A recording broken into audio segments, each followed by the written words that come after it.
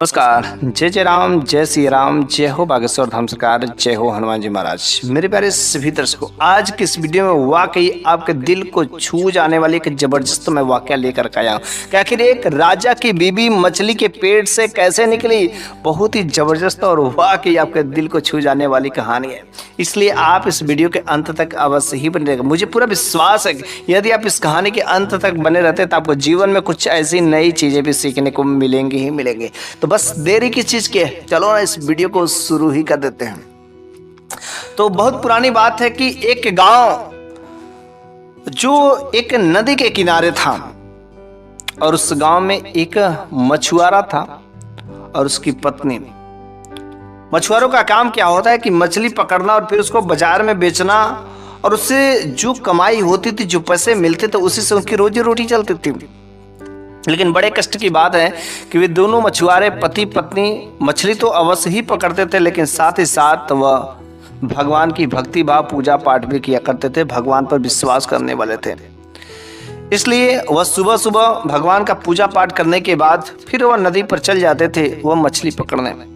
लेकिन उन्हें सब कुछ तो ठीक था, पैसे भी कुछ ठीक ठाक मिल जाते थे, लेकिन उन्हें बस परेशानी थी। तो एक चीज़ की बस दिक्कत थी कि उनके पास, जो उस मछुआरे के पास, जो कोई औलाद नहीं थी, कोई संतान नहीं थी। बेचारा वो मछुआरा और मछुआरा की पत्नी हमेशा भगवान से यही प्रार्थना करते थे कि हे भगवान, अरे कम से कम मुझे कोई औलाद तो दे दो।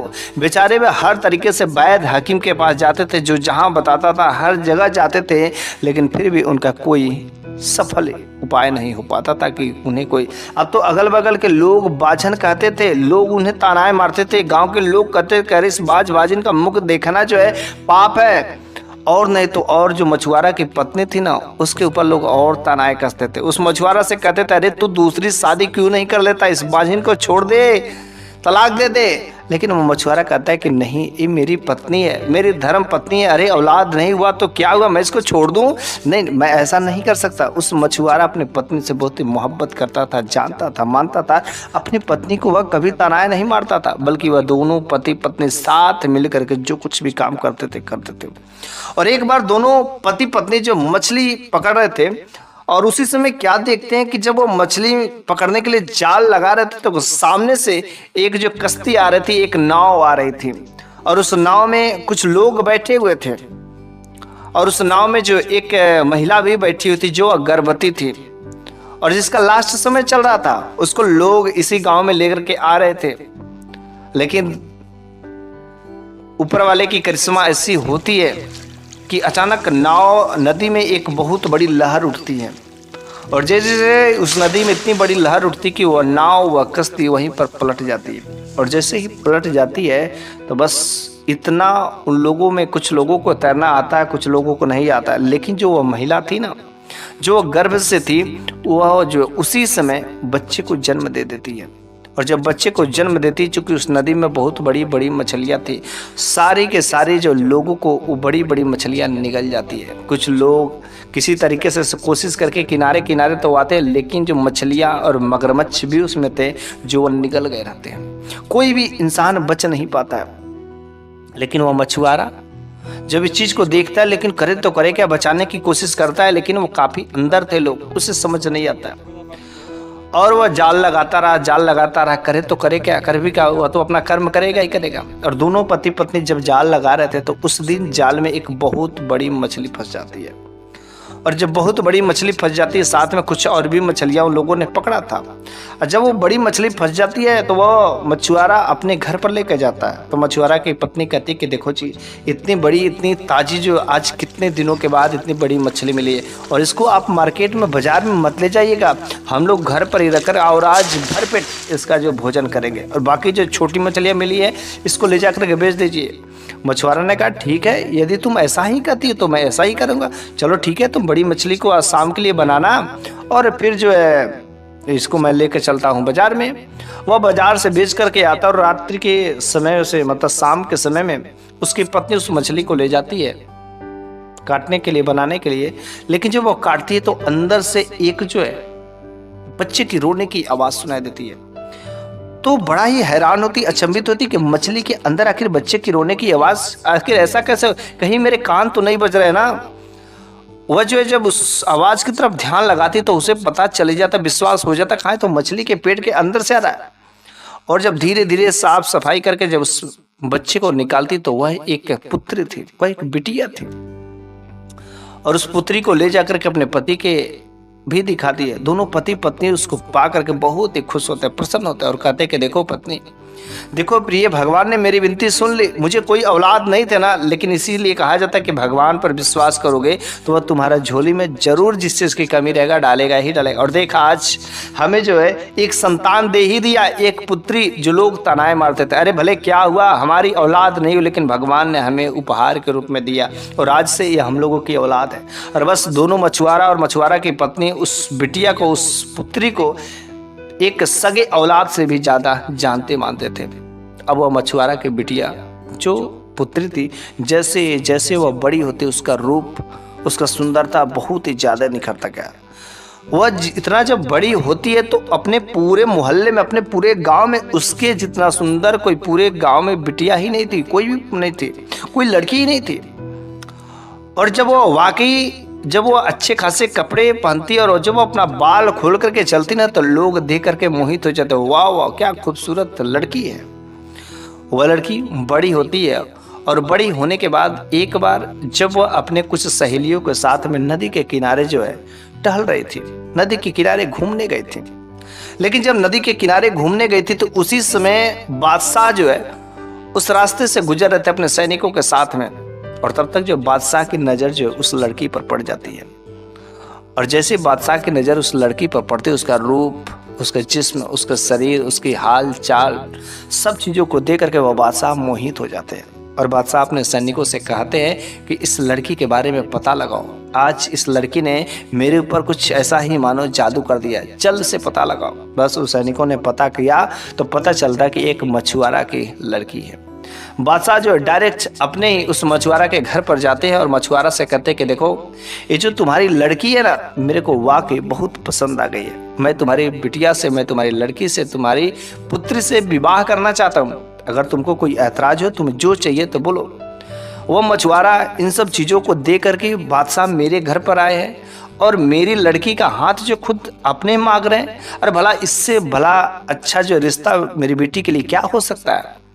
फिर जो मछुआरा तैयार हो जाता है और जो अपनी बेटी की शादी जो है उस बादशाह के, उस राजा साहब से कर देते हैं। फिर वह लड़की जो है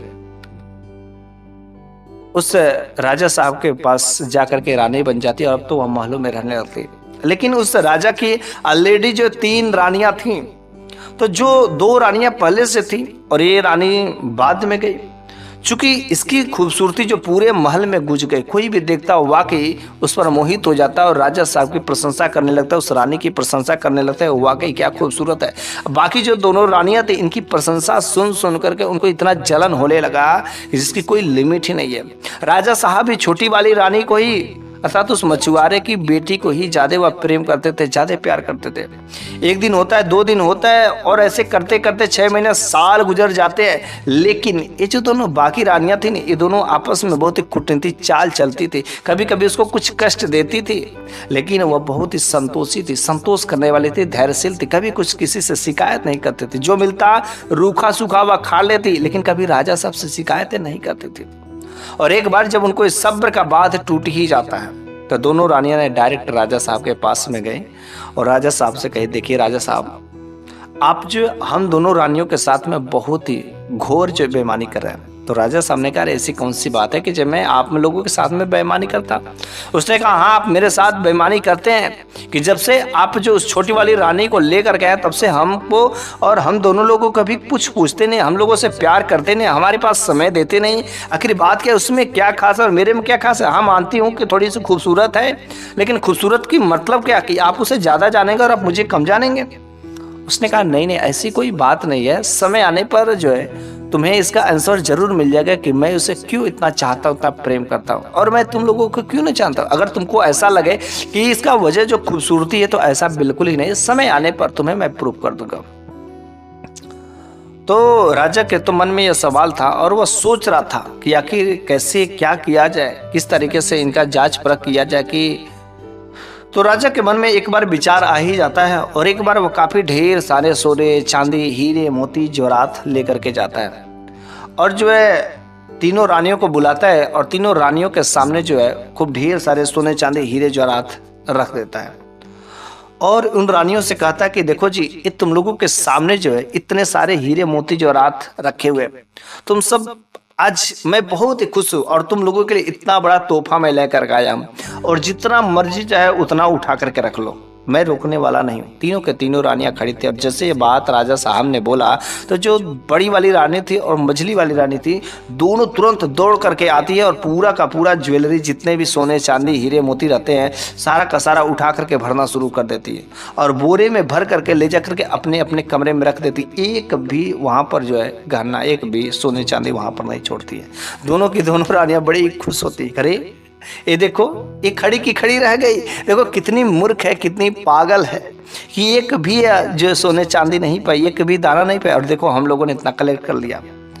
बस दोनों रानियों ने जब अपने अपने बोरे भर लिए ना तो वह कुछ नहीं की और फिर वह जो है अंत में वह जाती है और राजा साहब के कंधे पर हाथ रख देती है और कहती कि महाराज, मेरे के लिए सोने चांदी हीरे मोती कुछ नहीं चाहिए, मेरे को तो बस आप चाहिए, क्योंकि आपके आगे इन सोने चांदी हीरे मोती की कोई भी कीमत नहीं है। मेरे को नहीं चाहिए वो सब, मेरे को अगर आप है तो आप ही मेरे स्वामी हैं, मेरे लिए आप सब कुछ है। वो राजा साहब कहता है दोनों रानियों से, देखो ये छोटी वाली रानी को धन से कोई भी लालच नहीं है। तुम सब कहते थे ना कुछ दिन, आखिर क्यों छोटी वाली रानी से इतना प्रेम करते हो? अरे वह भी मेरे से इतना प्रेम करती है कि मेरे आगे देखो ना, इन सोने चांदी हीरे मोती धन दौलत सबको ठुकरा दिया, लेकिन तुम लोगों ने मेरे को नहीं चुना बल्कि सोने चांदी इन हीरे मोतियों को चुना। तो तुम लोग लालची हो, ग्रीडी हो। बल्कि ये छोटी वाली रानी है, इसको धन से, इसको लालच 1% नहीं, इसको तो बस वह जितना मेरे से प्रेम करती है, जितना मेरे को जानती मानती, इसलिए मेरे को भी मानना पड़ता है। उन दोनों के दोनों रानियों का दिमाग खुल जाता है और फिर वह राजा उस मछुआरे की बेटी को जो अपनी रानी बना करके लाया था, इस वजह से, खूबसूरती की वजह से नहीं बल्कि उसके कार्य की वजह से, उसके चरित्र के वजह से, उसे खूबसूरती ने उसमें 4 चांद भी लगाया और उसका जीवन भी अच्छे से कटने लगा। और बस अब इस कहानी के माध्यम से आपको जो कुछ भी सीख मिली होगी तो आप अपना जवाब जो है, अपना राय जो कमेंट बॉक्स में ज़रूर दीजिएगा। मैं अगले वीडियो में फिर से कुछ ऐसी ही नई शानदार कहानियाँ लेकर के हाजिर हूँगा। तब तक के लिए धन्यवाद।